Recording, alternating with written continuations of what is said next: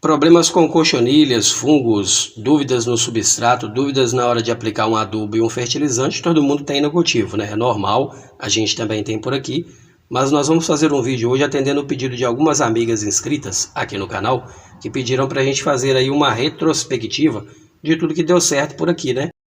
Então eu já vou começar desejando para você um feliz ano novo e começar com a primeira dica do vídeo de hoje, que é referente à poda, né?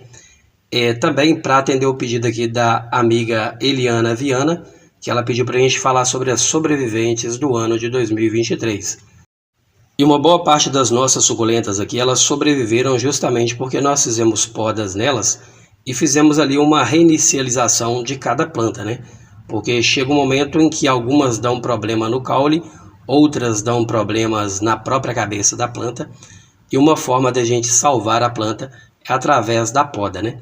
Existe a poda para poder trazer para a gente novas mudas, existe também a poda para renovação da planta, né? Porque vai chegando um ponto que a planta vai ficando tão cansada que, independente se você troca o substrato ou coloca um adubinho novo nela, mesmo assim ela não reage. Algumas reagem mesmo através da poda e, na maioria das vezes, traz também novas mudas para a gente, né? O que é muito bom para todo cultivador e cultivadora. E para você que ainda não tem muita segurança em fazer as podas, posso garantir para você, que a gente consegue trazer muitas mudas através de podas e a planta cabeça continua desenvolvendo numa boa. Por aqui o que a gente faz que dá muito certo? A gente faz a poda, deixa cicatrizar e já vai lá e arruma um local bem limpinho, bem tranquilo para a planta, onde ela continue tomando as primeiras horas de sol da manhã. Se o local que você cultiva não bater o sol da manhã, pode ser as últimas horas de sol do finalzinho do dia também, né? Que é um sol bem tranquilo aí para elas. Então o que a gente faz por aqui é isso aqui, Faz a decapitação, deixa ela cicatrizar e depois a gente encosta ela num vaso, numa lata vazia, que tenha furos, né? Para não segurar a água e não apodrecer o caule. E aí, semanas depois, elas já começam a liberar novas raízes e isso vai dar uma renovação muito boa na planta, porque essas novas raízes vão trazer muita força para essa planta. Quando você vê uma planta com tanta raiz assim, você já sabe que é vida longa para ela. Aqui durante o ano de 2023, praticamente todos os dias nós fizemos poda em alguma planta aqui por algum motivo. Às vezes por problema de cochonilha carapaça, como é o caso dessa Vivian aqui, que é uma suculenta muito boa de cultivar, mas nem ela escapou esse ano aí das cochonilhas carapaça. Então a gente percebia ali algum problema na planta, vinha, podava ela e recomeçava ela toda de novo. As nossas Cali Argentia, por exemplo, todas elas passaram por podas esse ano. Então a gente renovou a planta, porque chega um ponto que ela vai crescendo, desenvolvendo, mas aí a gente começa a perceber que a planta está ficando feia por algum motivo, e aí a gente resolve fazer a poda e renovar a planta, né? Como nós fizemos por aqui. E conversando com você ainda sobre as sobreviventes, nós tivemos muita floração, muita coisa bonita por aqui, assim como eu sei que aconteceu aí também no seu jardim, no seu cultivo, né? Mas como todo cultivador, nós tivemos problemas por aqui também, com cochonilhas, com fungos, né? Que é normal em todo o cultivo. Mas a gente não pode perder as nossas plantas para as pragas e para as doenças de plantas. Então, durante o ano, eu usei muito por aqui e deixei também aqui muitas dicas sobre inseticidas, como o Diazitop, né, que é ótimo aqui contra cochonilhas, e também o Provermin, que normalmente a gente coloca no substrato para poder prevenir a presença de nematóides, e também contra outros vermes, né, que por acaso venha ficar ali no substrato e acabar prejudicando a raiz da planta. Já contra os fungos pinta preta, mancha negra, oídio, ferrugem, a gente utiliza o fungicida, né, que é o Fungitor, que além de ser bem baratinho, que é R$4 um sachêzinho desse aqui, ele é muito eficaz aí contra os fungos. Então é esse que a gente usa e recomenda por aqui. A amiga inscrita aqui no canal, a Margarida, ela já pediu para a gente falar sobre o adubo que a gente utiliza por aqui, né? Há mais de 2 anos que eu utilizo por aqui 2 tipos de adubo, né? Que é via solo e foliar, que traz muitos benefícios, mas tem alguns perigos aí se você não souber usar da maneira certa. E é sobre isso que eu vou falar com você agora. Por exemplo, a farinha de osso a gente pode usar ela tanto colocando a farinha lá no substrato, ou pode usar 1 colher para cada litro d'água e colocar de forma líquida também lá no solo. Mas é bem importante a gente saber usar o fertilizante da forma correta, porque tem ele para colocar no solo e tem ele para colocar via foliar, como é o caso desse daqui, ó, que é um NPK 414-8, que a gente usa ele de forma foliar. Normalmente, quando a gente vai preparar esse via foliar, a gente utiliza uma tampinha dessa daqui, ó, para cada litro d'água também, e coloca lá no pulverizador e pulveriza a planta toda. E um detalhe que eu foquei bastante em deixar a informação correta para você durante o ano de 2023 é você, toda vez que for comprar um fertilizante, você realmente verificar se ele é via foliar ou se ele é via solo. Porque você pode pegar o foliar e jogar ele na folha e no solo, mas de forma alguma você pode colocar o via solo em cima da planta, né? Jogando em cima da planta. Vou fazer a aplicação dos dois aqui e vou falando com você enquanto eu faço a aplicação dos dois modos, né? Esse aqui, por exemplo, é o via solo, então eu aplico ele no substrato, que é 1 colher da farinha de osso para cada litro d'água, né?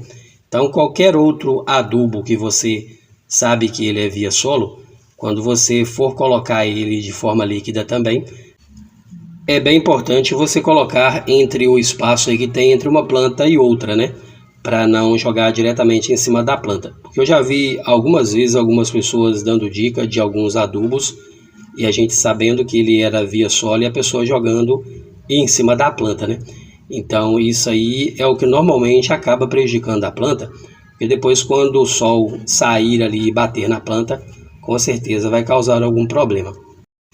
É por esse motivo também que toda vez que a gente faz a demonstração aqui de algum adubo e fertilizante, eu gosto realmente de mostrar como que a gente faz a aplicação, porque pode parecer bobeira, mas é uma diferença muito grande quando você sabe aplicar o produto, né? Porque se você pega um produto bom e aplica da forma errada, com certeza vai causar algum problema para a planta, né?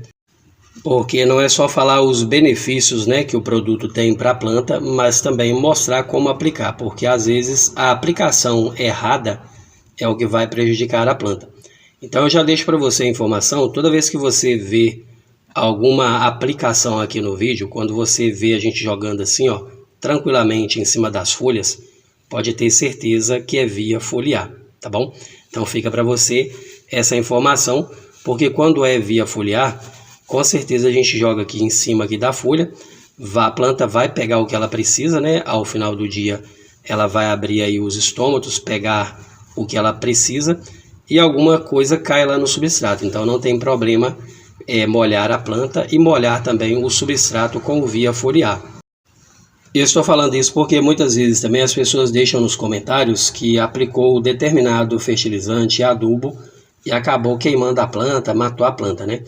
E pode ser por esse motivo, de jogar uma coisa que não pode em cima da planta.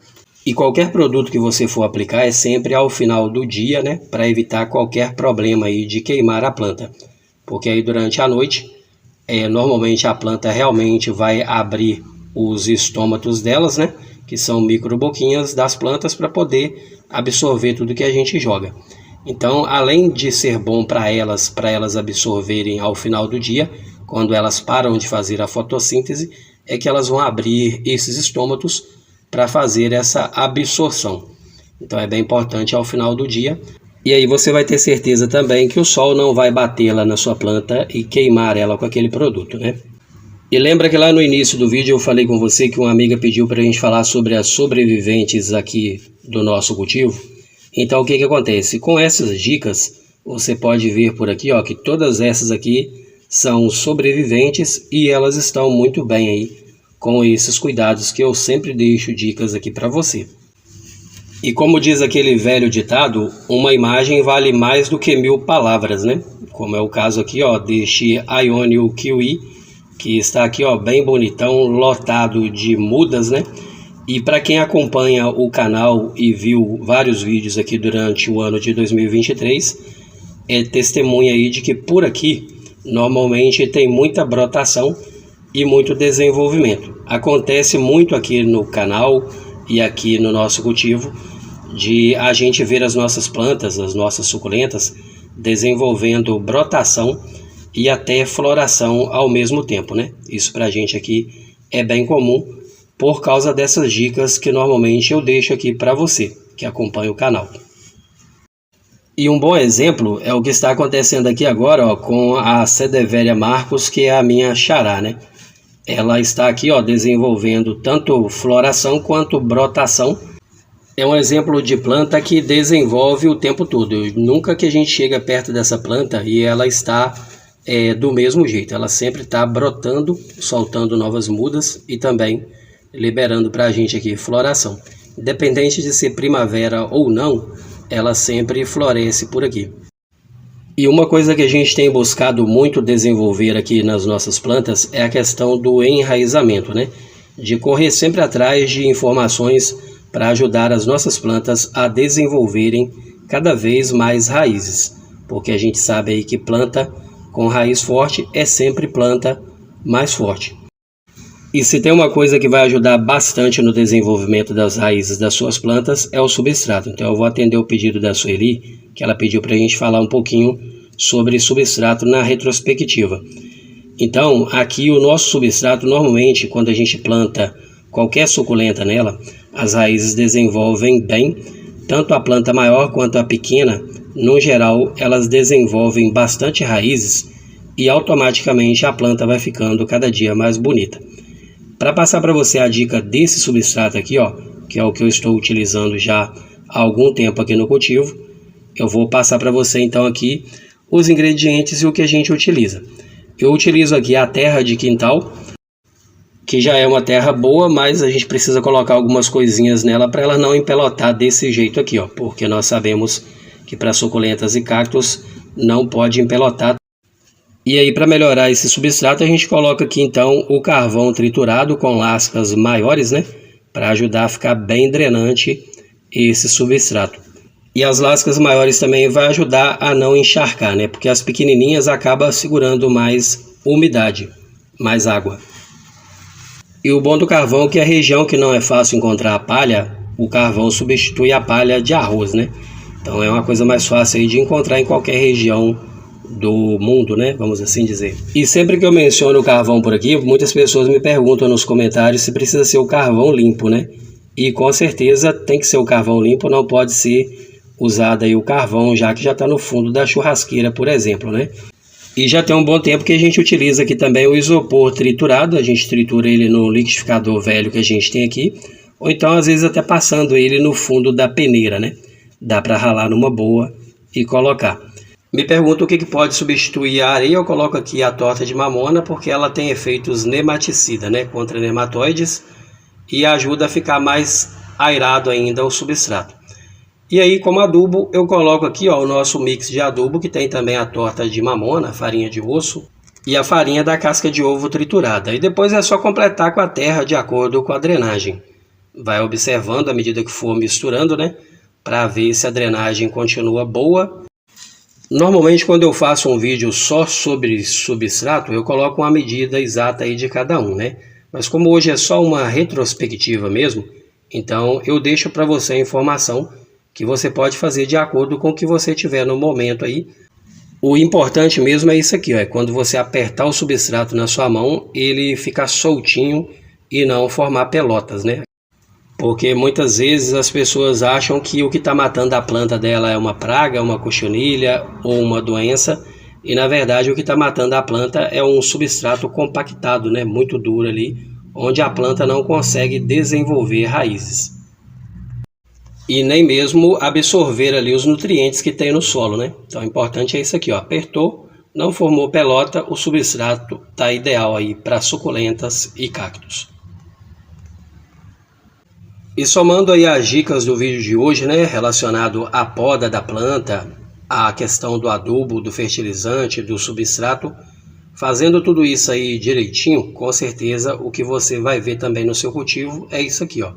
Muita brotação, haste floral.